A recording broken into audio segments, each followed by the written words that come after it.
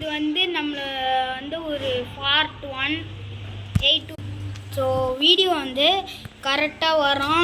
12 நிறையா பேர் பார்க்கணும்.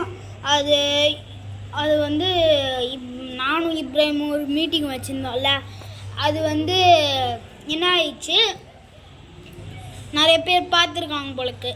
அதில் வந்து அது வந்து கேப்சர் ஆகிருக்கு. அது பார்த்தீங்கன்னா